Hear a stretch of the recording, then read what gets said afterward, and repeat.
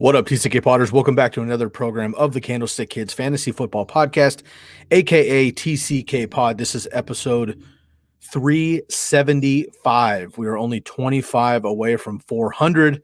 All of a sudden, I am joined once again by my man, Bobby Lamarco, aka Fantasy Football X Factor. Bobby, how you doing, brother? Good, Sky. Ready to talk about some NFC. Let's see if we can do this really good today. Reversal of the free agency. So exactly what are we trying to accomplish? We did this on Tuesday on the AFC. We were lucky enough to have our boy Smitty of the Fantasy Football Show join us for the AFC side. And, we did have the quote unquote backward conversation quite a bit.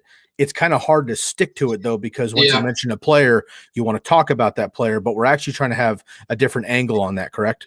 Yes, sir. Yeah, well, really for example, we're talking about it in 2019 into the 2020 year. We saw guys like Stephon Diggs leave to go to Buffalo, and the impact that it had on Buffalo is great and all, but there was also huge fantasy implications for the Vikings. Adam Thielen and Justin Jefferson ended up emerging because he vacated so many prominent targets. That's kind of the focus of this episode, is understanding when players leave, they're leaving behind some opportunities for those players. So that's what we're going to talk about today. And we have a bunch of great options for you guys. Absolutely. Hey, before we get into that, man, I do want to make another mention, kind of a faux pas in the fantasy football world, I have to say, but I'm a diehard baseball fan. I have to say that my first sports love was baseball.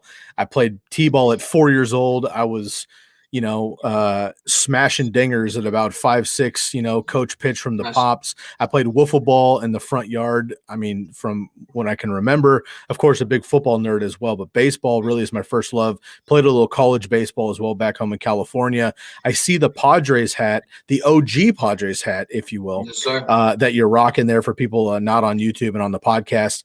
I'm a Giants fan back home in the Bay Area. Of course, the Candlestick Kids has everything to do with Candlestick Park, where the Giants played after they came over from New York from the Polo Grounds. My Giants fall early in the first opening day. They were up 6-1 on the Mariners, come back in extra innings. The Mariners got them on a walk-off. Padres are looking good, though, man. A lot of young talent, obviously. Fernando Tatis Jr. I won't get too much into baseball on this, but I kind of nerd out a little bit. You're a New York Giants fan back east, right? New Jersey, New York. So what's the coast-to-coast connection there?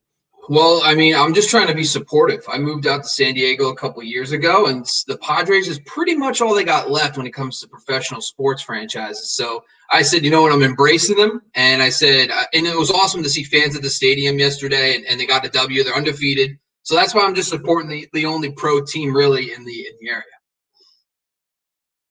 What I'm hearing you say is you're jumping on the bandwagon of an undefeated baseball team early. That way you could ride the coattails. I hear you. No worries. No, I hear you. You know me. The Giants were so good last year. I always pick the best teams, So that's right. I can't tell you how long I've been a Buccaneers fan, man, but that's a conversation for another time. Absolutely. Okay, man. Well, let's get into this here. So what we're trying to accomplish once again is go through the NFC free agency.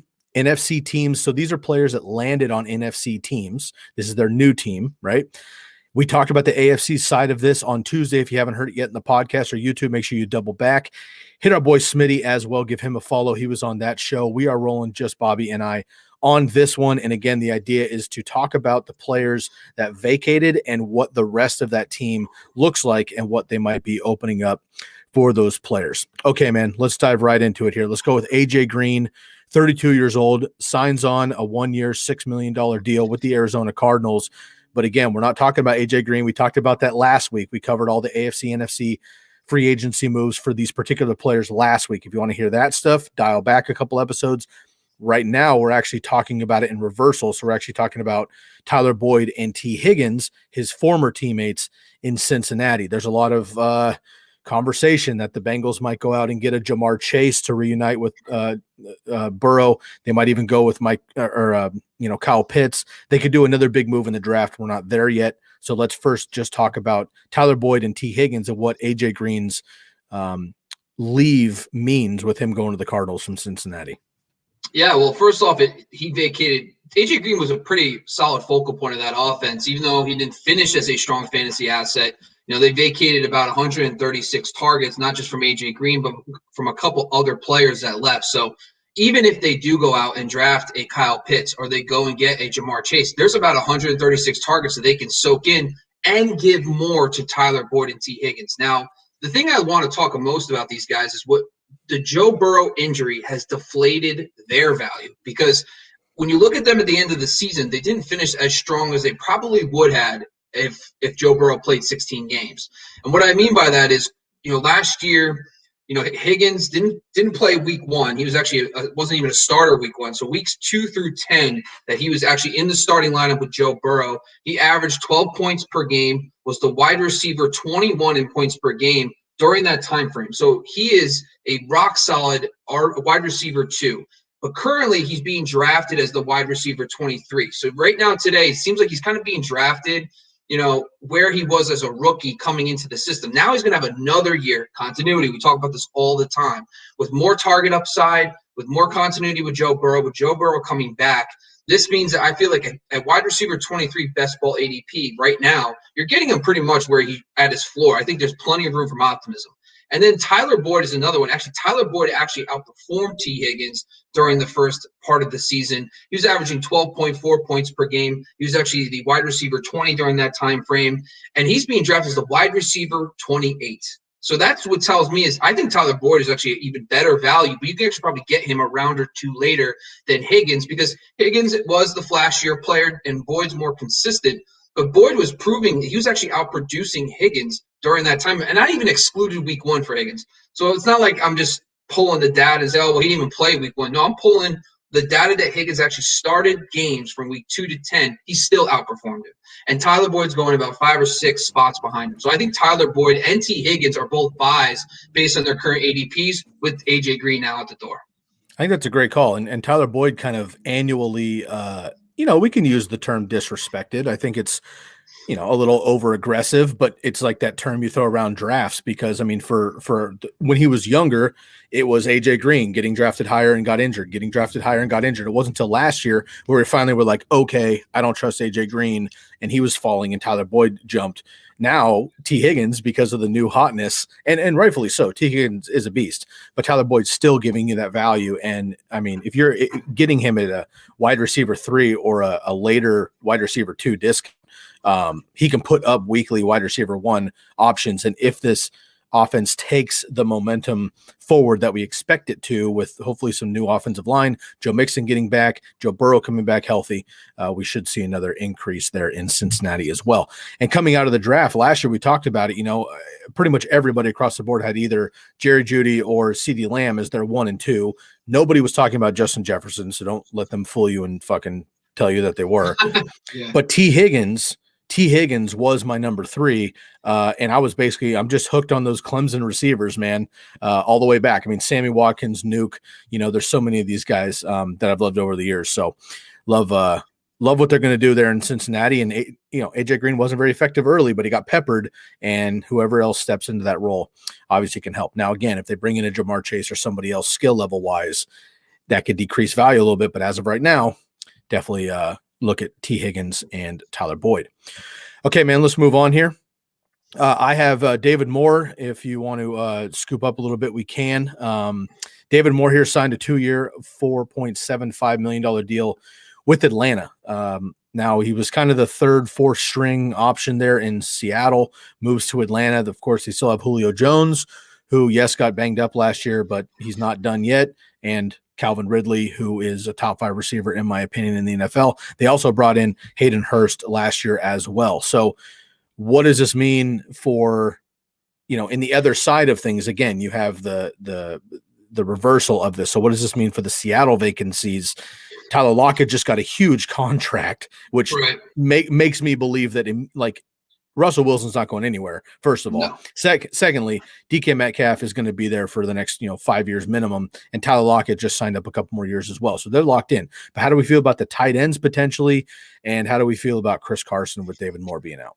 So there's 144 vacated targets from Seattle as a whole, because they had a lot of guys in that 40, and we've talked about this a couple times, in that 40 to 50 range. David Moore, Jacob Hollister, Greg Olsen, that had 40 or so targets that are all now gone, and it ends up adding up. And the thing I noticed too is this change in offensive philosophy. And I was really interested because I noticed over the years the Seattle Seahawks never really had three predominant receivers. They always usually have two. And I backed it up with numbers. So I looked at the number 3 option in LA because the new offensive coordinator comes from the Los Angeles Rams versus what Seattle has done over the last 4 seasons. And it's kind of what I found. And this is very important with David Moore leaving because there's the number 3 option could have a better season now with a more focus on a third option. So over the last 4 years, Seattle's number 3 pass catcher averaged 0.8 targets per season.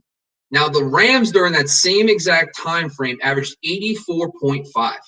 So the number 3 option had a clear, much more predominant role in that passing game. And the great thing about the Rams offense that's coming over, it was Todd Gurley one year. It was Tyler Higbee another year. It was a receiver another. It was different types of players. So what that tells me is Freddie Swain or whoever the number 3 is for the Seattle Seahawks doesn't mean they're going to become that number 3. It could be Gerald Everett or Will Dissly or Chris Carson. I think Chris Carson to me among this group is actually one of the most interesting because he actually last year on a per game basis was the number 3 option in targets on a per game basis. So I think that Chris Carson, we saw Todd Gurley early in the McVay era have consistently 80-plus targets. And if Carson can get more of that passing game role, him and Carlos Hyde split more work than you would like to see. Carlos Hyde's now gone, so that's another aspect of this too. So I think Chris Carson, to me, along with the tight ends, really could emerge. And one of those guys can become fantasy relevant in 2021. I believe in any of these other running backs. I don't want to get on too much of a there's too many hypotheticals in Seattle, and I feel like for the last decade, outside of Marshawn Lynch and Chris Carson, we've been guessing the running back situation in Seattle. But I mean, DJ Dallas came in, rookie from Miami last year. Rashad Penny's still around-ish. I mean, they have other options there. Chris Carson did come back and resign, which is good. They believe in him, but he's not. I mean, he can catch the ball. He's a good pass catcher. But is there anybody else in there that you think might take over more targets, maybe with a third, fourth receiver being out? Yeah, I think it's more the tight ends and the running backs. I think in a lot of schemes, you do see that the tight end and running back correlation of targets is a real thing. And we saw this with Todd Gurley in the first 2 years when McVay was dominant, and then it switched over to Higbee in 2019, and then this year there was actually still more of a prevalence on tight ends than running backs. So in that offense, it could be very easily Gerald Everett or Dissly that gets the number 3 most targets versus Chris Carson. I just personally think he has an established rapport, and he just offers a different dimension. I mean, Gerald Everett, we talk about him stretching the field a little bit, but they have probably the 2 best field stretchers, maybe in the NFL, I'd say the side of like Tyreek Hill, for example, Kenny G. But overall, but I'm just saying, like, that's just offers him a different dimension. But I personally think I'm going to be watching it. I'm open-minded. It's going to be Chris Carson. I'm open-minded to anybody. I think research just really shows is that there's going to be a third pass catcher in this offense could be fantasy relevant. Got it. Perfect. We had a little bit of a freeze on your side, Bobby. Just a heads up there, just to double check everything in your connection on your side, but you are back and we are ready to go. Let's move on to Dan Arnold. Again, not really a sexy name. He's been around for quite a while. But he did have a breakout season with the Cardinals last year. Not a lot of opportunity, but did catch a handful of touchdowns down the stretch there. He was kind of a streaming tight end at a very weak position in fantasy football and somewhat reliable. I mean, most late-round tight ends are touchdown or bust anyway, and he was certainly getting you those. Signed a 2-year, $6 million deal with Carolina. But again, let's talk about his former teammates. Chase Edmonds now, who's the lone back for now. We all believe that they will bring in somebody else, but for now it's Chase Edmonds, Christian Kirk, and now AJ Green. We talked about AJ Green earlier, but we talked about the Bengals side of things. Now let's talk about AJ Green potentially getting opportunity in Arizona here. So Chase Edmonds, Christian Kirk, and AJ Green. No need to talk about Nuke. He's going to get his. Yeah, and Nuke got his last year. So Nuke got 160 targets in his games. It's not really realistic to think he's going to go that much higher. He could. Of course, Nuke Hopkins has a career high of 190 targets, so it's been done before. But even so, even if he does get a 15-target bump or 20-target bump, this team's vacating 156 targets. And that tells me that, listen, Christian Kirk was kind of a bust last year. He did not perform like any – I was actually really high on him in the 9th round or so. And he didn't perform. So I think AJ Green stepping into this role, Chase Edmonds I put on the spreadsheet too because like I touched on a bunch of times, the tight end running back receptions are kind of there's a correlation there, right? So I do believe that there is no replacement for Dan Arnold right now. They re-signed Daniels, who's a blocking tight end. There is no tight end on the roster that's going to step into any vacated targets really for Dan Arnold. And I do think that's going to open up more opportunities. Plus, this team has a lot of continuity. I mean, we could say what we want about Cliff Kingsbury as a coach. We're not sure yet. But at the same time, Kyler Murray's coming back another year in the system. DeAndre Hopkins, another year in the system. I think personally with him constantly taking double coverage and drawing a lot of attention from defenses, I do believe that A.J. Green is going to probably walk into 90 targets or so, whatever that is. And my personal thing about A.J. Green was he was out for all of 2019. He missed most of 2018. And it's really hard to imagine him stepping right into 2020 after missing that much time and being a good quality receiver. He's going to have to get his legs under him. And, of course, like the first couple of weeks, they peppered him with targets. But there were some productive games with Cincinnati. And then, of course, Burrow got hurt. And then it's really hard to judge him over the last 6-7 weeks because he's playing with a bunch of backup quarterbacks. So I think maybe it might be a little more optimistic on A.J. Green because there's 156 vacated targets, and DeAndre Hopkins is only going to go up a certain amount. And there's going to be plenty of targets for these guys to take up in 2021. I agree. And A.J. Green is somebody that I'm probably willing once again in redraft leagues to take in the 12th or 13th round because, again, as we mentioned in Cincinnati, he was peppered, couldn't make much of it. He and Joe Burrow were clearly not on the same page, and maybe he just wasn't clearly healthy yet.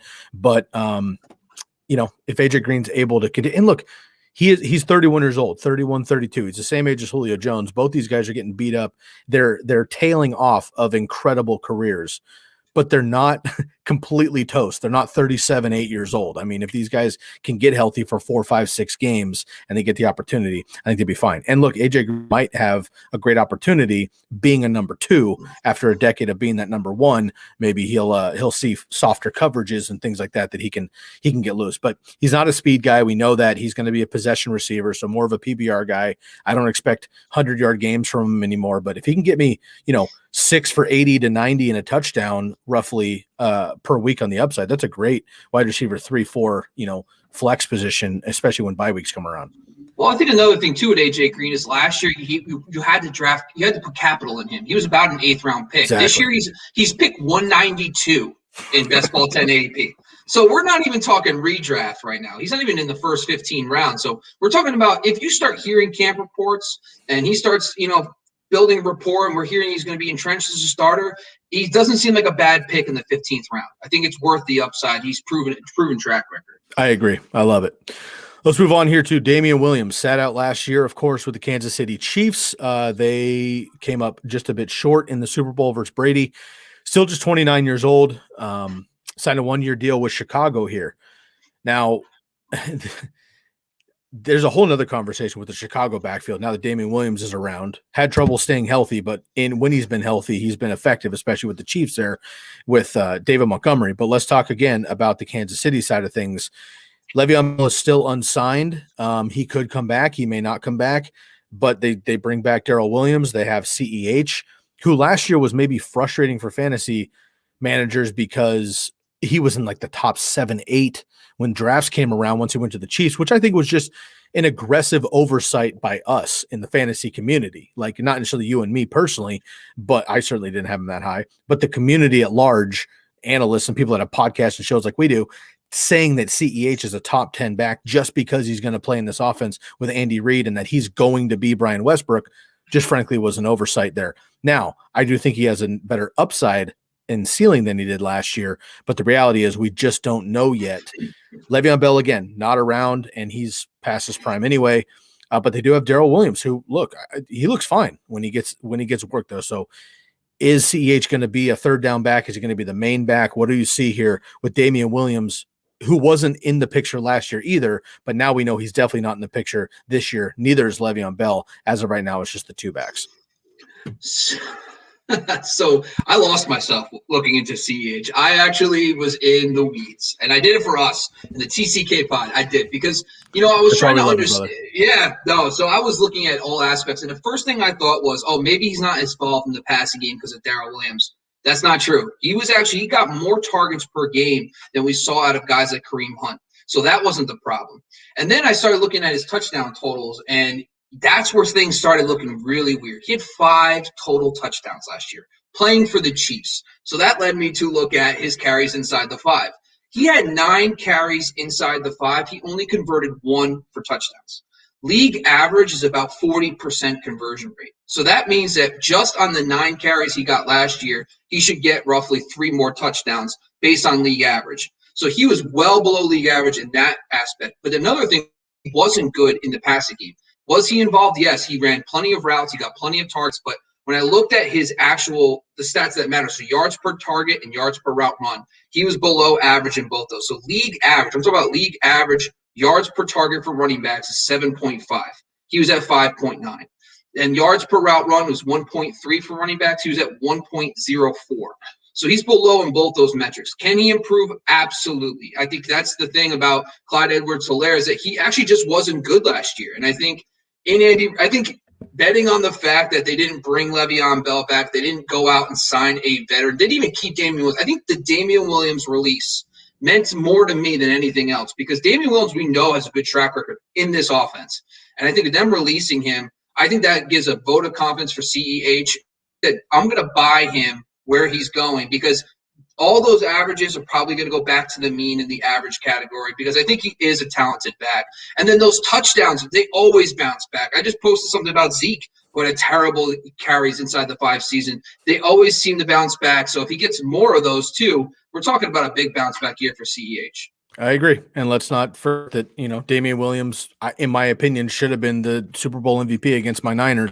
So definitely has the abilities, and for them not to bring him back gives me more confidence in CEH than I had coming into last season as well. And of course, he was a rookie last year, no combine or no preseason, yada, yada. All those things I think give him a boost this year. Let's just not overcorrect there. Okay, let's move on to Jamal Williams, 26 years old, 2-year, $7.5 million deal with Detroit. So we've talked kind of at length about Jamal Williams specifically, but let's talk about his former teammates in Green Bay, Aaron Jones and A.J. Dillon. Aaron Jones gets re-signed, big money for him. He'll be fine. He'll get his, but he's not as much of a bell cow as I think it feels because of his fantasy stat line. He's just uber efficient and scores touchdowns in that offense. And A.J. Dillon, look, I don't think he'll ever be Derrick Henry, but anybody who has the ability to be 75% Derrick Henry on any given play or week is somebody I'm interested in, at least as a high-end handcuff. Yeah. So another thing I happened with Aaron Jones is I was actually pleasantly surprised. I think there was a misconception. I personally thought that Jamal Williams had a bigger impact on his touches. To be honest with you, it wasn't the case. So I actually looked at the splits from last year. He had 15 carries. There was 2 games Jamal Williams missed, but there was also another game he played 6% of the snaps, so I counted that one towards the Aaron Jones game. And I also looked at the games that Jamal Williams played. So it was 15 carries to 14.2. So there was a slight bump, but nothing crazy. His production spiked, though. He had 99 yards rushing versus only 73 in the games with Jamal Williams. So even though his yards, he's much more productive. I don't know what the reason was. The games they faced, it was San Francisco, Tennessee, your boys, San Francisco, Tennessee, and Carolina. And when I was looking at this, I said, all right, that's interesting. Maybe there's something else. Why wasn't he getting more touches? Was A.J. Dillon more involved? Well, A.J. Dillon was more involved. Well, 2 of the games were blowouts. So that skewed everything. Sky, trust me, last night, your migraine ended up helping our podcast because I went all in last night on research. You're welcome. I'm happy to take a Percy Harvin for the team. That a boy. No, I love it because I kept asking myself, I'm like, how is that true? And then sure enough, it was because 2 games were blowouts, and A.J. Dillon dominated touches in the 4th quarter. So that drove a lot of this as why it was almost a wash. Aaron Jones in the first 3 quarters pretty much dominated touches. It was the last 4th quarter where A.J. Dillon kind of basically evened things out a little bit. But the other thing was, even though the targets didn't spike, it was his on-field usage that did. Him and Jamal Williams was at like 60-40 when it came to routes in the games that Jamal Williams played. He is a much more prominent in the pass game than A.J. Dillon, and it was proven in the snaps. So it was almost 1-4 with A.J. Dillon. So I think that even though we didn't see the target bump last year, I think it's only going to help this year. So I think it will impact his passing game usage. He will be on the field more in passing situations because A.J. Dillon isn't as necessarily a dominant figure in the passing game. And also, Jamal Williams was just as prominent in the red zone. So I thought maybe, A.J. Dillon's going to get all the goal line work now and yada, yada. Well, Jamal Williams got a lot of the goal line work. He got a lot of carries inside the 5. It wasn't as clean cut. So there was nothing there that changed it either. So I think Aaron Jones does get a little bump because of the Jamal Williams departure.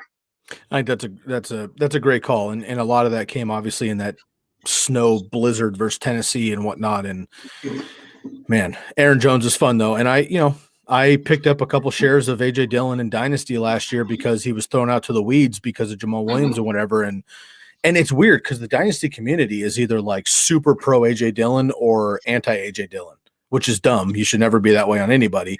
But writing in the middle has helped me, gain some easy value. He's a throw-in piece on a trade, and he's free right now. And I need a running back too. Okay, we need to talk. I just want to be selfish for a second. Tell me what I can get for. I want A.J. Dillon as my RB2 because I'm in a terrible standard dynasty league. I have no running backs. So, what do you think if I offered a second-round pick? Do you think I can get A.J. Dillon? Oh yeah, absolutely. And is that worth it? I think it might be overzealous right now, depending on how you feel about the position. However, though, again, I feel like so. Here's how you got to think about it. Is he going to give you value by himself, or is he going to be at the mercy of Aaron Jones like Alexander Madison and Tony Pollard are? We know that Madison and Pollard can be week winners, league winners if one of those guys were to go down and they play the last 5 games of the season by themselves. We know that they're going to be 80%. Who they're filling in for. Can A.J. Dillon be 80% of Aaron Jones? Statistically, maybe, but they're just totally different backs. And I would think that the offense would have to change a little bit if Aaron Jones were to go down. But as we've seen, honestly, I just think that means Aaron Rodgers throws more. So I think a late second round pick, maybe. Early second round pick, probably not, just because I think you can get another stud running back or wide receiver coming in this draft class that might fall into an opportunity right away that you're not waiting on. But getting A.J. Dillon on your team, I think, is a good move. So my thought about this is, though, Tony Pollard and Madison are different circumstances because those guys are clear workhorses. I mean, Dalvin Cook and Elliott are clear-cut workhorses. The Packers have kind of been not like that. They've kind of balanced it out. I think the problem with A.J. Dillon, though, is he's not the number 2 getting passing game work. Like Austin Eckler thrived behind Melvin Gordon because he was the passing back. Right. And that's what helped drive his fantasy value to be flex-worthy on a standalone basis. And A.J. Dillon doesn't do that. It's almost inverted. He's going to be the 1B, but he's not going to be the passing game back, which is a problem because he's never going to top 12-plus carries unless it's a blowout, and those are always kind of hard to predict. So I think that's my problem with it. I think the best-case scenario would probably be like old-school Tevin Coleman when he was backing up Freeman. That might be your best-case scenario. How about Latavius Murray? Yeah, Lat Murray that's actually probably the best one. And Latavius Murray, if Latavius Murray gets 15 touches in the game, he's going to get you 80 yards and he can get you 2 touchdowns. We see it all the time when Alvin Kamara's gone down for a couple of weeks. And I think A.J. Dillon can get you that at least. Is he going to get you 80-yard screen passes? No. But he can get you, 16, 18 touches and 80 to 100 yards and a score or two. And it's a conversation for another time, but this whole conversation about this running back doesn't catch passes or can't catch passes is just not legit. Like this whole thing with Jordan Howard with his career is like he just can't catch passes. I know he's not really good at it. He's not proficient like a CMC or Saquon or whatever. Right. These guys are world-class athletes. I don't give a shit who you are. You can catch a football. It's just a matter of the athleticism to do it and make a big play out of it, whatever. And if you can't do it with ease, then they don't use you that way. And I get it. Right. But if Aaron Jones were to go down and A.J. Dillon is the guy and they don't have somebody else that comes in, and, look, it's an NFL team. They'll have next man up. They'll have somebody else taking snaps. I don't expect him to get 100% of the share at that point, but I do expect him to fill in pretty admirably. All right, man. One more name, and then we'll get to shout out to our boys at Jersey Jungle here. Let's go to Brashard Perriman, 27 years old, 1 year, $3 million deal with Detroit. This is going to be interesting here. Comes out of the Jets. He ended the season 2 years ago with the Buccaneers and Jameis Winston once Chris Godwin and Mike Evans went down. Brashad Perryman was the number one wide receiver in the last 5 weeks of 2019. Long career, though. I think, what is it? He's on his 5th team in 6 years, I believe it is, or something like that. He's bounced around quite a bit, but he showed a little bit. He showed some big plays last year with the Jets, which we know are a train wreck. So what's going on here with Brashad Perryman and newly added Corey Davis coming over from Tennessee to the Jets, and of course Denzel Mims, who was a high-profile rookie last year, battled injuries, a little COVID issue, didn't really get the opportunity. How do you feel about the Jet side of this with Corey Davis and Denzel Mims? And your boy Chris Herndon, of course. And it's a great lead-in because I was just going to bring up Chris Herndon. All right, so the one thing that's extremely consistent about the Shanahan-style offense is that tight ends have been very prominent. I mean, George Kittle to Jordan Reed to, Chris Cooley, we can get all the way back there. And that, to me, is another thing I realized when I was looking at this, because I first went into this whole thing, Corey Davis, Denzel Mims, Keelan Cole. And what I immediately realized is I had to take a look at how does the Shanahans utilize their passing game. And that's where LaFleur's coming from. That's where he's been under for years. Over the last 4 seasons, so it's essentially since Kyle Shanahan took over in San Francisco, they have targeted wide receivers at the 2nd lowest rate in the NFL. So they are not a heavy wide receiver. And you could say that's because they haven't had a lot of talent. That's because they have George Kittle, but at the same time, that's the facts. I mean, and you can't say Corey Davis and Mims and Jameson Crowder is like a trio of wide receivers that demand the targets. I believe I think based on what I'm seeing, based on what I think, I'm going to be watching. I feel like this is going to hurt. Chris Herndon, I know I got burned last year, I know. But I think based on the offense, based on what I've seen in research, I'm going to watch that so hard because we saw it with George Kittle in San Francisco. His 2nd season, he took off. And I do believe that because the vacated targets by the Jets, there isn't that many. It's about 120. I think that to me, though, overall, I just believe that we can definitely see any one of these guys emerge. But I'm going to put my money on a position scarcity, like a tight end, like Chris Herndon, because the offense itself will feature any type of player, even running backs. And I think that's where the best money is. I just don't see Corey Davis and Mims and Jamison Crowder consistently providing you wide receiver 2 value in an offense, which I guess we don't even know if they're going to have the new quarterback or rookie quarterback and stuff. So that, to me, I think Chris Herndon's the best bet for fantasy. So last year, you and I talked about tight ends. It was actually our first episode together. Obviously, we fell in love, and now we're happy ever after here a whole season later. And that was the infamous Logan Thomas episode that I've given you props on 397 times on the podcast. But during that episode, we also talked in depth about Chris Herndon. I know it's been kind of a joke and a tongue in cheek in fantasy circles, but I'm with you, dude. And I was all in. I drafted him everywhere late, and it blew up in my face and blah, blah, blah, whatever. But I'm with you, man. And with the 49ers scheme coming in, you're right, George Kittle, and I love that you dropped a Chris Cooley on us for the OG players. Yeah. Absolutely phenomenal for the former Washington team back in the day. Yeah. I mean, you're absolutely right, Jordan Reed and so forth. So I'm with you there, and I would like to see Chris Herndon get the opportunity because I think he's extremely athletic, and if he can stay healthy and get the opportunity, I think he can be one of those late round tight ends that we draft in like the 13th round that nobody cares about, and you're kind of like, who the hell's Robert Tonyan? Like, why not? Yeah. And then all of a sudden he catches 11 touchdowns and he's the wide receiver or tight end 5 on the season or something. That could be Chris Herndon if, Sammy D sticks around or they bring in a rookie who just peppers the tight end anyway, plus the scheme and frankly limited weapons there in New York and lack of a run game, which generally benefits the tight end position. And this is another thing. Forget about George Kittle for a minute. Okay, let's talk about Mike LaFleur's brother. He left, went to Tennessee, featured tight ends, Jonnu Smith, Anthony Ferguson. Then he goes to Green Bay, and boom, Robert Tonyan, top 5 tight end. Like, it's just, you have to sometimes just understand that the scheme, and Chris Herndon to me is like, okay, we saw his rookie year. He had one of the best rookie seasons that any tight end had. Over 500 yards doesn't sound like a lot, but like nobody was doing that. Mm-hmm. Nobody's doing that as a rookie. So I think that, to me, you have to watch the scheme, and that's why I think I hope so. I hope it happens. I totally agree, brother. All right, man, before we get on here, let's get a shout out to the homies at the Jersey Jungle. Of course, you know, we've been big fans of the Jersey Jungle. They've been helping us out here on the TCK pod for quite a while. You can go find the Jersey Jungle on Instagram. That's where they like to be reached out to.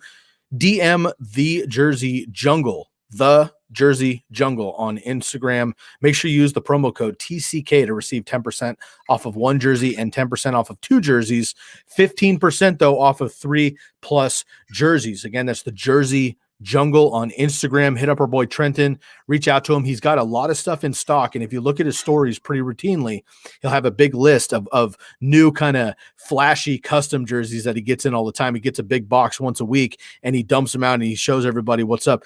He just got these, like, if you're following the NBA at all, the Miami Heat, their jerseys this year, like that neon pink and blue. You also have the Golden State Warriors and the Portland Trail Blazers who are wearing jerseys that say Oakland or Portland across the front instead of Warriors or Blazers. So you can get some of those unique jerseys. Of course, they have NFL, MLB, MLS, even World Soccer and football for our international fans out there. Major League Baseball just kicked off yesterday, as we mentioned, per this recording. So you can feel free to get your Padres or Giants or any other team. Maybe you're a Dodgers fan, unfortunately, that is celebrating last year's World Series win, or you want to get on the train of a new team this year. Feel free to hit up the Jersey Jungle, DM them on Instagram, the Jersey Jungle. Use the promo code TCK, 3 letters, TCK, 10% off of 1 or 2 jerseys, 15% off of 3 jerseys with the Jersey Jungle. Bobby, if you had to, we talk football jerseys all the time. If you were going to get one baseball jersey, current, ever, all time, who's your baseball jersey? Ken Griffey Jr. You know what? Ken Griffey Jr. is probably mine too. Growing up as a 90s kid, it's almost impossible not to be a Ken Griffey Jr. fan. I'm going to throw it back. I'm a kind of a historian in baseball, an OG guy. I would love to get me like a Willie Mays, one of the old school guy, Honus Wagner, obviously one of those legendary, just icon pillars in the baseball community. But Ken Griffey Jr., certainly guy. And, you know, if I'm going now, I got to lean Mike Trout. He's absolutely phenomenal. If he was not on the Angels, he would be a world renowned superstar. But unfortunately for him, he's in the wrong side of the Los Angeles market. Okay, brother, let's get back into this here. Once again, we are talking NFC free agency, but backwards, we're talking about the vacated teammates and positions that these players have left. Let's jump back into this here. Deshaun Jackson, 34 years old, a 1-year deal with the Los Angeles Rams, leaves behind Jalen Reagor and question mark. The Eagles have to go out and get about 4 wide receivers in this draft at some point. They do have Dallas Goedert. They're most likely going to get rid of Zach Ertz. They have, you know, Jalen Hurts, who I believe in, but there's murmurs even out of Philadelphia that they don't necessarily believe in him full-time. Do they draft a quarterback or move up or whatever? So there's minimal opportunity and minimal weapons right now in Philadelphia outside of Jalen Reagor, who last year was a rookie. But they've got rid of Alshon Jeffrey. They got rid of Deshaun Jackson. So, I mean, looks like wheels up on Jalen Reagor for now. However, I do expect them to fill in a number of pass catchers in Philadelphia eventually.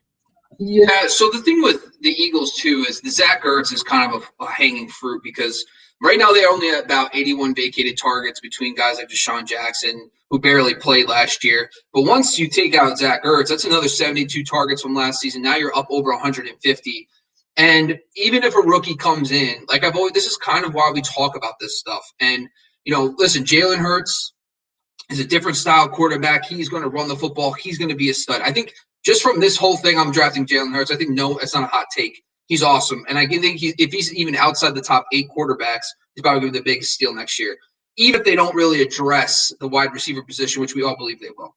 But for now, I think Jalen Reagor, even if they do go out and get a Smith, or I don't know if they're going to get Chase, or, you know, he's probably too early, but even if they go out and get Devonta Smith and they bring him in, I think there's still opportunity. So Jalen Reagor with Jalen Hurts. So Jalen Hurts last year, he led the team in yards with Jalen Hurts when he was the quarterback. He was second in targets, and he had the highest yards per route run with that team. So he was playing well with Jalen Hurts. I think Dallas Goedert led the team in targets. He's probably going to be your favorite play of everybody, of course. I think he's definitely someone in this scenario where I think we're all waiting on pins and needles for the Ertz shoe to drop. But I think Dallas Goedert is not going to get top 4 recognition, even though he should. He's in an offense with the new head coach coming in that loves to feature tight ends. We saw it in Indianapolis with Rick Sirianni. They're coming over. They love tight ends. They've done it with Jack Doyle. They had 3 guys who get like 50 targets in a season. So I think that Dallas Goedert, to me, of this group, he's not going to get top 4 consideration, but he's probably one of those guys that can flirt with that top 4 value if Ertz leaves. And I think that's something we have to monitor. Plenty of targets for Dallas Goedert. He was also leading the team in targets with Jalen Hurts. So he's that guy. So I think really number 1 of this whole thing is going to be Dallas Goedert, number 1. I think Jalen Reagor, to me, right now he's going in the 10th round. I think his draft will fall. If they take a guy like a Devonta Smith, and listen, I think one of my shortcomings, and I think this is what a good question for you is, do you think Smith, if he comes in, is an immediate 120 to 150 target kind of guy? Oh, yes, with the pedigree. Yeah, Okay. absolutely. I'm going to bring this up here real quick. It's going to cut us off a little bit, but I'm just bringing this up here. Actually, let me clean up some banners. Pause just a second here. Dun, dun, dun, dun, dun, dun, dun. I want to take a look at this really quick with you here, Bobby. So this is the updated, and we didn't plan for this, so we'll just take a look at it here. This is the updated top 12 picks of the NFL draft after the 49ers, Dolphins, and Eagles made some moves last week in the draft. So just kind of running through this here while we're talking about the Eagles have the 12th pick now. You're talking about, is Smith going to be around? I don't think so. Jamar Chase, definitely not. Jalen Waddle, I think, makes sense, just having that Alabama connection. They could bring him in potentially. There's also, might be a little early for like a Rondale Moore kind of guy. But, it's going to be interesting. Like, do they go the Kyle Pitts route if he's still around and do that double tight end position because he's kind of a hybrid tight end wide receiver? So if you're looking on YouTube right now, this is the updated draft order after the 3 draft trades last week. We have the Jags, Jets, Niners, top 3, Falcons, Bengals, Dolphins, and number 6 now from Philadelphia. And then Lions, Panthers, Broncos. We expect 2 of those teams to take a quarterback, maybe even 3 with the Lions. I don't know about that high, though. And number 10, 11, and 12, the NFC East, the Cowboys, your Giants, and the Eagles from the 49ers there. So, what are they going to be able to do at pick 12 is basically our conversation and what we're looking at there. And I just don't think that, those top guys aren't still going to be available. But if we see 4 or 5 quarterbacks, which people are talking about that we might, and we're going to get an offensive tackle, we're going to get a D end, you know how it goes, high profile linebacker, we could end up seeing some of these wide receivers drop into that middle first round, which would be an absolute steal. So one thing I want to bring up too is Jalen Hurts. I think a lot of people are going to assume that because he's a mobile quarterback that they're not going to have as much pass volume. So this is me just thinking in my head. So I actually looked it up in the games that he actually started. Now remember, he didn't even play in the fourth quarter of the last game. So this is not even 4 full games. But we're talking about weeks 14 to 17 when he became starter. I just looked up. He was tied for 10th in pass attempts. So what that tells me is that there is going to be pass volume on this team. They are not going to shy away from throwing the football. It's not going to be a Cam Newton situation where we saw the whole passing game just crater. So I think that to me means there's probably going to be at least 2 pass catchers, maybe even 3 that could be relative for fantasy on this offense. So that's really important. Number 12, if they pass on a wide receiver, we don't think a guy is going to be 150, 120 target guy. Jalen Reagor, double-digit round pick. Yep, and I like Jalen Reagor regardless. I really do. I think the talent of Jalen Reagor, I think, is there. And if they took like Devonta Smith or some high-profile wide receiver, yes, they're going to compete for targets. But honestly, like if they're able to get rolling here, I think they'll be okay. I also don't think their defense is going to be as good. They've lost a couple key performers in the defense this year. And if that's the case, then they might be playing a little bit more catch up with Dak getting healthy, your Giants hopefully getting a little better, and the Washington football team being a legitimate contender as well. So I do kind of like that for Jalen Reagor regardless. All right, man, we've buried the lead long enough. Let's talk about your boy Kenny G and what it means here for the Detroit Football Lions. So Kenny G leaves. Kenny Golladay moves over to your New York Giants, leaving behind Brashad Perriman, Terrell Williams, Quintez Cephas. Jared Goff. I mean, All right. it's not exactly a super exciting group of fantasy receivers. However, as you mentioned consistently, there's opportunity now. The question is going to be, who is this opportunity going to actually go to with Kenny Golladay and Marvin Jones moving on from Detroit?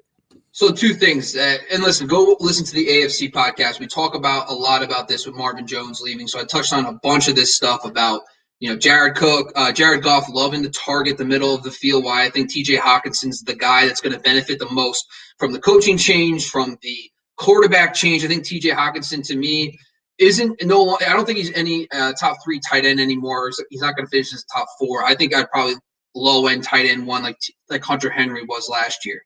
All that being said, this team is vacating 334 targets. We can sit here all day and say they want to run, and that's going to not be – it's not going to be equivalent, right? So they're going to throw less, and that means it's probably going to still be, 200. So let's take off 130 passing attempts. It's still going to be 200 vacated targets for these guys to basically chop up to. And Hockenson already had 100 targets. So really it's going to be the 2 main guys that come in, Williams and Perriman. Neither guy has never topped 70 targets in a season. So that's why I believe that a guy like Swift and Hockenson can really flourish and build on their momentum from last year. But that being said, Darrell Bevell's not the most pass-heavy guy.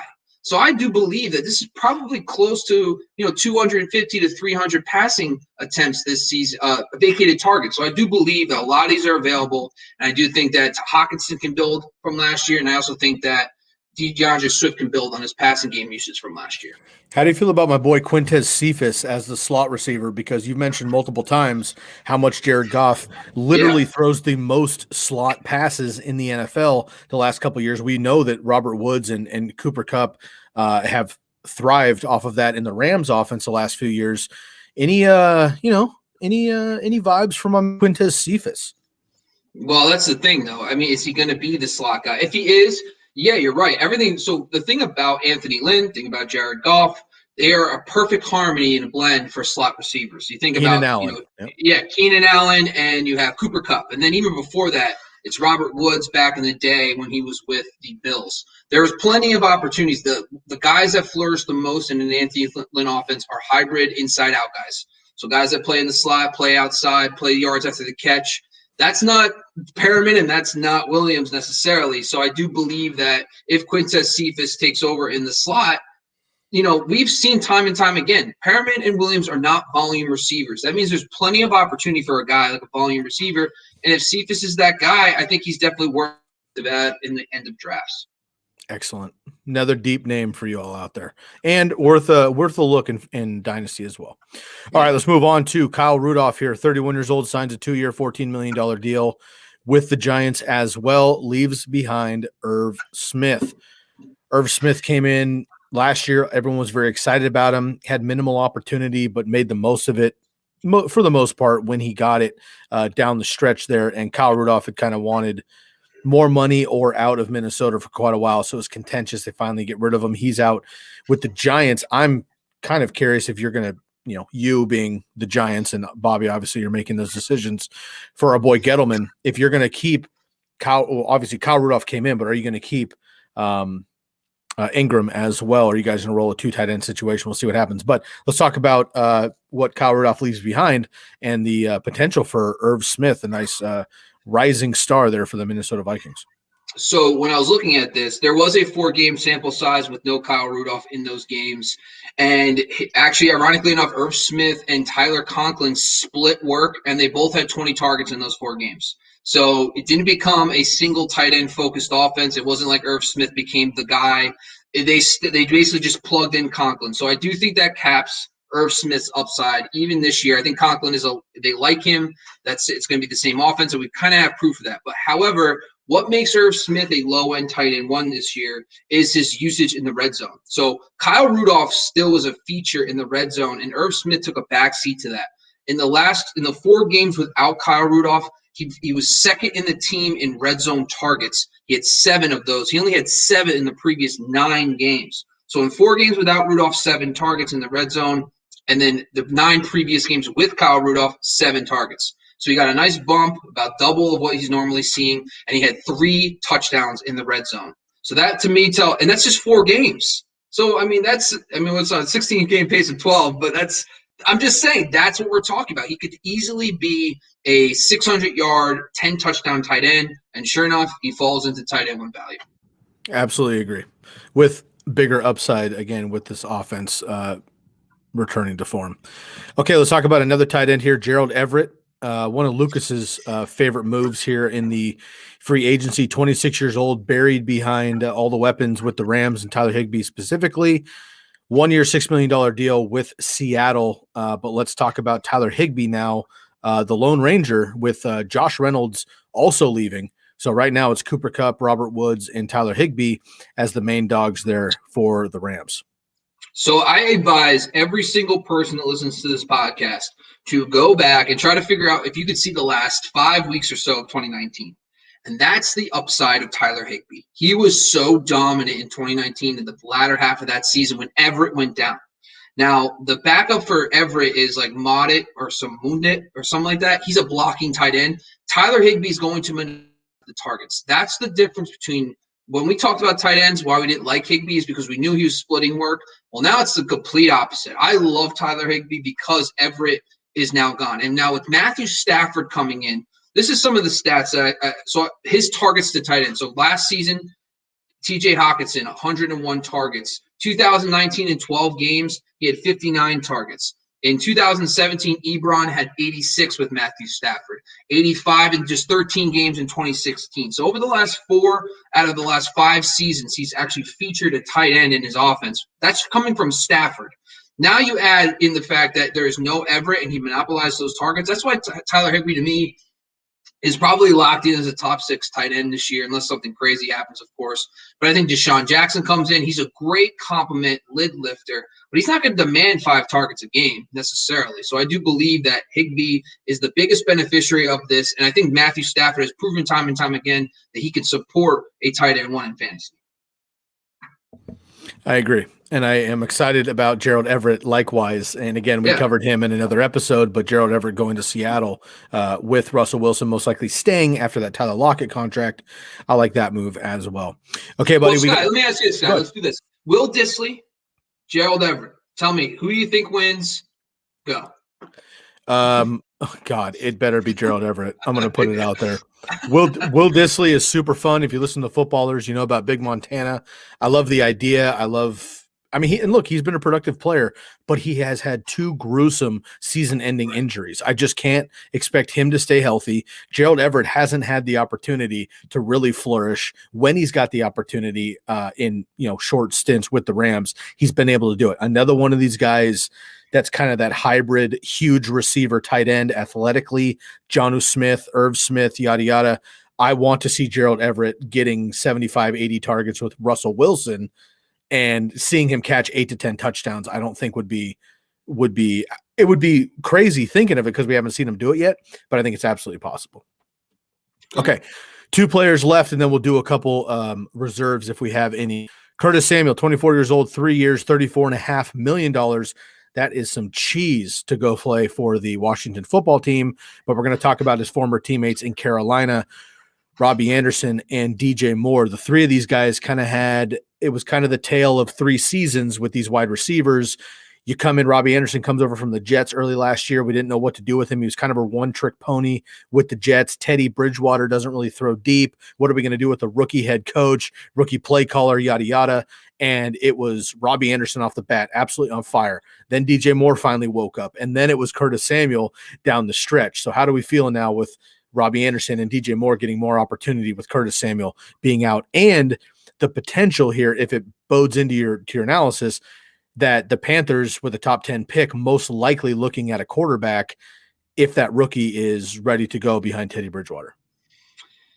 So I'm not going to – so the quarterback situation is still in flux. I totally get that. But what I'm going to focus on is what Curtis Samuel's leaving, the position he left. He was the primary slot guy, and they replaced him with David Moore. David Moore is not a slot receiver. He never was. And I think when I was doing my research, it got me very excited for Robbie Anderson, and here's why. So Joe Brady was a former coach under the New Orleans Saints for a couple seasons, and they featured a guy named Michael Thomas in the slot. Michael Thomas was a big slot player, Yeah, you might have. You might have. I've heard of them. Yeah. If you were born over the last year, you might not have. So for those 1-year-olds, here you go. Here's some knowledge. That's true. So that was another thing. Then he goes to LSU, Joe Brady, and he features another great big slot guy named Justin Jefferson. And that got me to wonder, okay, is Robbie Anderson potentially, who would be the slot guy now that Curtis Samuel's gone? And sure enough, when I was doing my research, the guy who got the most slot usage was Robbie Anderson of the remaining guys. So between DJ Moore, between Robbie Anderson and David Moore, Robbie Anderson actually saw more time in the slot than those other two players, which leads me to believe it makes a lot of sense. They bring in David Moore. They could have easily went out and got a guy like Adam Humphries or someone like that to just take over a slot receiver role. Instead, they bring in a guy who's primary outside, which makes me wonder, can Robbie Anderson kick inside? Last season, he was sixth. Was it sixth or fifth? Sixth in the NFL in yards per route run from the slot at 2.39 yards per route run. That's an insane number. So right there, it tells me he can be a great slot guy. Plus, the offense is conducive of having a guy like him in the slot. So that's a stat. That's something I'm going to watch. Easily they can move these guys around like chess pieces, of course. But at the same time, if Robbie Anderson gets closer to a Keenan Allen type, where he's closer to 50% versus just 35, that's just more boost for his fantasy value. Last year he was the wide receiver 23, currently being drafted outside that mark. I think he could easily be a rock solid high-end wide receiver too if he moves more inside. And of course, he has the big playability to take the top off as well. I like that a lot. And you would think that, it just seems like DJ Moore should be that guy, but I agree with you. And either way, man, this is kind of another one of those like T. Higgins, Tyler Boyd situations we talked about earlier. It's like, which one of these guys do you actually want? I'll just throw it at you. Which of those two receivers right now, Teddy B's the quarterback. They're going to bring in somebody else. I think we all agree, but they haven't yet. So today, who would you rather have, Robbie Anderson or DJ Moore, who is an absolute animal but doesn't score the touchdowns? So DJ Moore is right now early best ball ADP pick 45. Anderson 71. And I think it's a cheat. I'm cheating, but I'm going to take Anderson just because of the ADP. I mean, right there, Anderson for some reason is not being viewed. They just lost Curtis Samuel. Like, this is the point of looking at these episodes, and I think this is what my main focus, because you look at Robbie Anderson, he's being drafted in the 6th round in the 70s, and he was the wide receiver 23, and they just lost a key piece in Curtis Samuel and replaced him with a guy who's never been over like 50 targets in a season. So what that tells me is that I probably would pick Robbie Anderson. I was off DJ Moore last year because I just saw the volume coming down. That offense in 2019 was one of the top 3 teams in passing attempts, and I just saw that coming down. But I think based on price point, I don't think I'm buying more in that 45 range, but I'm definitely buying Anderson in the 70s. I'm going to totally agree with you. Okay, let's get into our last name here. We got a couple reserves at the end. Adam Humphries, 27 years old, 1-year deal with the Washington football team, leaves behind A.J. Brown. Look, Jonnu Smith is gone. Adam Humphries is gone. Corey Davis is gone. They're going to bring in more weapons. They have to bring in more weapons to Tennessee, but the free agency is over. There's not big names left. They could do it in the draft, but they don't necessarily have a lot of capital unless they move up here with Tennessee right now. A.J. Brown is, bona fide stud, as we know. Is there anybody else here to even pay attention to until they make a move? So this is the thing. The reason why I kept Adam Humphries in there, he's not necessarily a big name, and I totally get that, but it's more of a building off of the Corey Davis discussion we had last Tuesday, and we're talking about A.J. Brown. And why I think this is important is because we started seeing them use A.J. Brown differently when they lost guys like Humphries. Humphries was their slot guy. And the interesting thing about it is once Humphries left, we saw a slight uptick in snaps to the slot for A.J. Brown, but we saw a big jump in targets in the slot. So his targets in the slot, so they basically what Pro Football Focus does, they track how many times a player is targeted when they're in the slot. And before Humphries, he was about 26%. It jumps way over 40 when Humphries was gone. So they were featuring him more in the slot. He was getting that. And that to me is just fantasy freaking gold. Like when these stud receivers can face nickel corners and get away from boundary guys, love it. So I think that's why this is important. The other thing is, which I couldn't believe, is that somehow Adam Humphries in the games that he played was more of a focal point in the red zone than A.J. Brown. So that's the thing that's crazy. So Corey Davis and Adam Humphries led the team in the games that Humphries was healthy in targets in the red zone. So that's a big piece of the puzzle for A.J. Brown. He needs to improve in the red zone, which I think we all think he can. He's a big-bodied guy, but that's another tick for him. That's why I still believe he's a top 5 guy. It just keeps coming. We might just talk about A.J. Brown to close our episode. It's going to be TCK Pod, closing it on A.J. Brown every time. I love it. And you know what? I would love to close on A.J. Brown, but I have to give a shout-out to my boy Josh Reynolds, who we haven't talked about much, but he is coming in. He was the 3rd string, 4th string guy between, behind, again, Kupp and Woods in Los Angeles with the Rams. He now joins the offense. So the Titans last season averaged nearly 400 yards per game. That was tied for 2nd in the NFL. And they scored 31 points per game, which was 4th in the NFL. So they're high-powered. We know that. Corey Davis, sure, he had his up games. Adam Humphries had a role.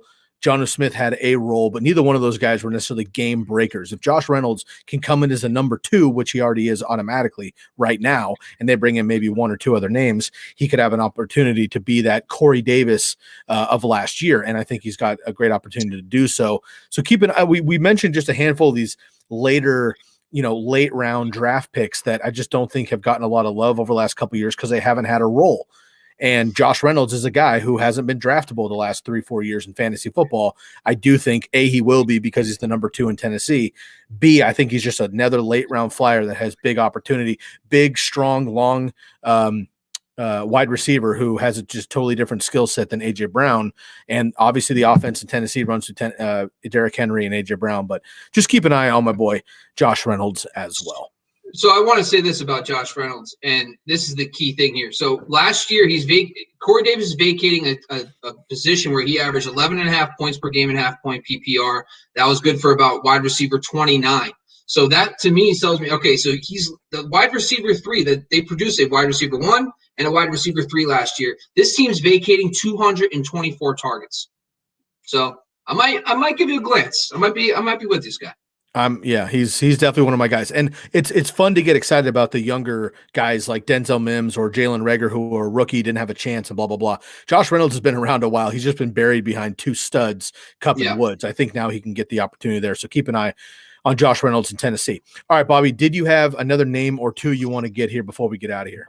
Yeah, the one is going to be the departure of guys like Jerick McKinnon for the San Francisco running backs. Now, I know we gotten burnt over the last couple of years between Matt Breida and Raheem Mostert and Tevin Coleman and, you name it, outside. And basically since Carlos Hyde, we've been burnt by the running backs in San Francisco. No offense. Love those guys. But the one thing I want to talk about was Jerick McKinnon doesn't seem like he got a lot of touches, but he was he was featured in the passing game. So he did play 16 games, and I know some of these guys didn't. But he still led the team in routes, targets, out of the running back position in San Francisco, and now he's gone. With Tevin Coleman also leaving, it really is going to start – we pray and hope that Mostert and Wilson can kind of take over. And there is some room for optimism for these guys in the passing game. So Wilson is actually pretty decent in pass pro. He actually was he led the team in running back targets the last 4 weeks, and currently his ADP is in the hundreds. So if Raheem Mostert is utilized more as a 1-2 back and they use Wilson in the passing game, which they did last year over the last 4 weeks, Wilson could be falling into some work. And plus he's a dominant goal line back if he gets passing game work. This is kind of that 1B that we were talking about a little bit earlier. The 1Bs that flourish are guys that are featured more in the passing game. That could be Jeff Wilson. However, I don't want to overlook Raheem Mostert because – Mostert, and so I did an analysis last year called the running back opportunity analysis, and it was basically a combination of researching points per snap and points per touch and combining those metrics to understand who are the most elite backs on a per snap and per touch basis. Raheem Mostert 2 years ago was like Derrick Henry-esque, like when he talking about how dominant he was. Now, I understand if he couldn't finish the season, he played 8 games, but he was very good in those 8 games. But the thing that really caught my eye about Mostert is that he actually led the team in yards per route run for running backs at 1.71. And 1.71 yards per route run for running backs is actually really not bad. And you're getting a much better discount for him. He's going at pick 72 this year. So last year you had to take probably him in the 4th, maybe even the 5th round. This year that's not the case. You can probably get him in the 6th, 7th, maybe even the 8th round, depending on your league. So I do think that McKinnon leaving, Tevin Coleman leaving, we can't forget about your boys And now, how do you feel about all that? Did I accurately depict? Tell me. Yes. Everything is stellar. I just want to throw extra love to my boy Jeff Wilson. I'm going to just straight up call because it's on record and I can find if someone really needs to call me out on it. But a couple years ago, when it was Tevin Coleman came in for the big dollars, and we still had Jerick McKinnon came in for the big dollars, and blah blah blah. And I saw the year before that Raheem Mostert accidentally get a couple of carries and absolutely ball out. Then I was like, he was awesome. It was a Monday night game against the Raiders, and he was tearing it up. And he took a drive up the middle, landed funky, and if you remember correctly, broke his arm pretty much right about here in half, and it was absolutely gruesome. But he was done for the rest of the season. But I saw in that game, I was like, this kid's legit. Anyway, he ends up being the fastest running back play of the NFL. I couldn't trust Tevin Coleman, who never got it done with Devonta Freeman. Can't trust Jerick McKinnon, who never got it done anyway, and he's fragile. We've seen that. So I was like, Raheem Mostert's going to be my guy. Sure enough, he was. I think last year I called that Jeff Wilson was going to be that year's Raheem Mostert, which he was down the stretch until he got injured. Yeah. We also have JaMychal Hasty. Let's not forget about him. I mean, the 49ers just have the ability to turn out running backs in the Shanahan offense specifically. So I love Raheem Mostert. No shade. I think you're absolutely correct. Don't forget about Jeff Wilson. Don't forget about JaMychal Hasty. JaMychal Hasty's forgotten about and he's free. Dynasty leagues, go get him. Why not? Jeff Wilson's going to be a 10th round pick probably when it's all said and done. Scoop him up, high level league winning handcuff, and I think he's going to get work anyway because we know that Shanahan can run it. So absolutely keep an eye on the Niners. We're getting long in the tooth, man. If you have one more name, let's get into it. I'm good, man. Honestly, I was going to talk a little bit about Adrian Peterson and what that could do for DeAndre Swift, but I think for the most part we've covered it in the AFC podcast. I think that really DeAndre Swift, to me, in this offense, I do believe that his passing game usage, Anthony Lynn has utilized running backs in the passing game. We saw what he did with Austin Eckler over the last couple of seasons. Eckler was actually follow me on Twitter. I always post this random fun facts about what I'm doing with my research. And one of them was about Eckler's usage in his 8 full games last year. So I do believe that Swift's going to have a nice passing game usage. But I think Adrian Peterson leaving really opens him up as the primary ball carrier as well. Absolutely. And make sure y'all do go follow my man, Bobby Lamarco, on Twitter, FFX, the letter X Factor, FF, the letter X Factor. You can see it on YouTube right here. If you're not subscribed to YouTube and you're listening to the podcast, make sure to find us on YouTube, The Candlestick Kids. Make sure you subscribe, please, and hit the bell. Leave us a comment. Let us know your favorite NFC move. You can follow me on Twitter personally at my name, Sky Guasco, SkyGuasco. You can find The Candlestick Kids and all the TCK stuff on Instagram at fantasyfootball_TCK pod. Bobby and I have been at it for the last couple of weeks. We're going to get Dweez and Lucas back in the mix as well as we turn the corner into April. Very excited about this, man. We got the draft at the end of the month, and then we're going to get into some of this. We'll get the rookies landing, and we'll have more content around Dynasty and things like that once we get into it. Very, very excited, man. It's been a pleasure working with you the last couple of weeks, my man. Good luck to the Padres. Being in the NL West with you. I hope that you lose every time you play the Giants. Unfortunately, history tells me even when the Giants are absolutely dominating and the Padres are horrendous, they always lose to the Padres. So hopefully the tables will turn now. We appreciate you turning into the Candlestick Kids Fantasy Football Podcast as usual. Make sure to give us some love and tell a friend and a family member. We'll catch you next week. Have a wonderful, wonderful weekend. From my man, Bobby Lamarco, a.k.a. Fantasy Football X Factor, I'm your host, Sky Guasco, and we are out of here.